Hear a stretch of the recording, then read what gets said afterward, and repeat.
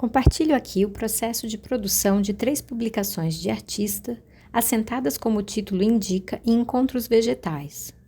No atravessamento do meu processo artístico e da prática docente, venho pensando as experiências de leitura e escrita, assim como de edição e publicação no campo da arte, como estratégias de lentidão e tomando a produção poética como prática metamórfica. O ponto de partida conceitual para abordar as práticas de leitura e de escrita que constituem esses 3 poemas dialoga com o pensamento de Emanuele Cottia. O filósofo aponta que todos os seres somos compostos, habitados e atravessados por alteridade, argumentando que somos composições que envolvem tanto as coabitações e relações que constituem cada espécie, quanto as muitas outras espécies que precedem cada forma viva. Nas palavras de Isabelle Stenger,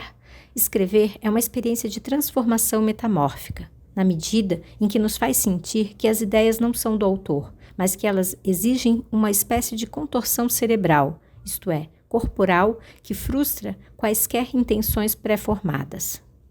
A autora propõe que a escrita se afaste da representação e assuma sua abertura à indeterminação, minando as dinâmicas de reconhecimento e identificação em prol de agenciamentos e conexões. A abordagem destes poemas, em uma perspectiva do vegetal, ressoa na potência de formas alternativas à noção de autonomia e individualidade antropocentradas, bem como crítica a conceitos e práticas exploratórias, patriarcais, capitalistas e coloniais. Apontando a urgência de uma outra relação com o planeta, especificamente a escuta das plantas, a apresentação Manifesto Hesitação, que abre o livro Vozes Vegetais, publicado recentemente pela editora Ubu, sinaliza que vegetar é crescer em contiguidade com o mundo, coabitar lugares, aderir e fazer espaços, engajar-nos com aquilo que nos circunda, ou antes, nos atravessa. O percurso narrativo do poema Quebra-Pedra começa com um primeiro movimento de atenção que se detém na planta que intitula o trabalho e conduz à observação e reflexão sobre as zonas de contato entre a planta e a palavra que a nomeia, relacionada às suas propriedades terapêuticas e resiliência a condições adversas. Observando a coabitação circunstancial de uma quebra-pedra que nasceu desavisada no mesmo vaso de uma buganvília, o poema se desdobra no nome desta planta vizinha e no resgate histórico da contribuição da botânica Jeanne Barré, primeira mulher a integrar uma viagem de circunnavegação responsável pelo deslocamento da planta do Brasil para a Europa no século XVIII. Percorrendo os sentidos de seus nomes, encontros e histórias de relações entre mulheres e plantas, o que inclui presenças e apagamentos na taxonomia botânica, o poema se move por expansão, como é próprio da modalidade vegetal, segundo o poeta Francis Ponge. Durante a pandemia, apresentei Quebra-Pedra na exposição coletiva online com uma pedra atrás da orelha. E no ano passado, retomei o poema e desenvolvi uma versão impressa, que amplia e reedita a primeira versão, recorrendo a procedimentos digitais e artesanais para a produção dos 43 exemplares. Montados e costurados um a um, a capa da publicação foi composta e impressa com tipos móveis na oficina tipográfica Papel do Mato. Em 2021, acompanhei Raquel Garbelotti no projeto Invasoras, que mapeou 11 espécies vegetais na Ilha da Pólvora, situada na cidade de Vitória. A publicação compreende um conjunto de pranchas não encadernadas. Para cada planta há uma prancha, tendo em um dos lados uma fotografia impressa em cor e no verso, dados botânicos, imagens e os 6 poemas que escrevi com as 6 espécies vegetais com as quais conversei: pitanga, aroeira, beldroega, samambaia, cacto e leucena ou deserto verde. Minha percepção é de que cada planta, neste trabalho, propiciou um poema. E cada poema desenha de forma imprecisa atravessamentos pautados na observação e tentativa de descrição das plantas a partir dos encontros vivenciados nessa ilha desocupada e sendo ocupada pelo projeto artístico, e também acionando relatos e memórias dos usos e ocupações prévias da ilha, e ainda personagens, biografias, fragmentos de livros e filmes mobilizados por meio da atividade associativa de leitora-espectadora.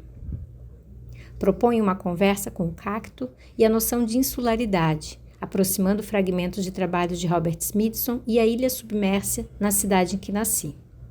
A Aroeira é narrada com vislumbres de safra colhida em comunidade quilombola e de como as plantas nos lembram que os mais voláteis acontecimentos nos afetam.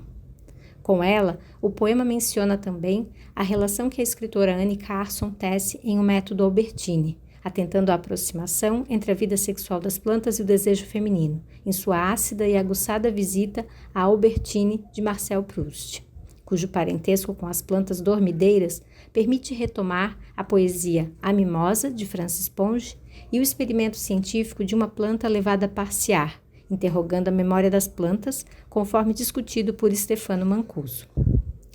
O primeiro poema emerge com Leucena, a mais impactante presença verde na ilha, que vem formando, insubordinada, uma longa alameda na construção arquitetônica abandonada.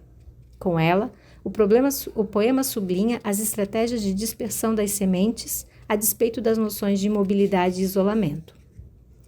Das invasoras e da afirmação do que vive, o poema com Leucena colide com os alarmantes dados de desmatamento no país, que indicaram o número de 24 árvores derrubadas a cada segundo no ano de 2020. Nesse mesmo ano pandêmico, com Júlia Amaral, desenvolvi o vídeo de Vermes e Voos, buscando formas de pensarmos juntas sobre nossos processos.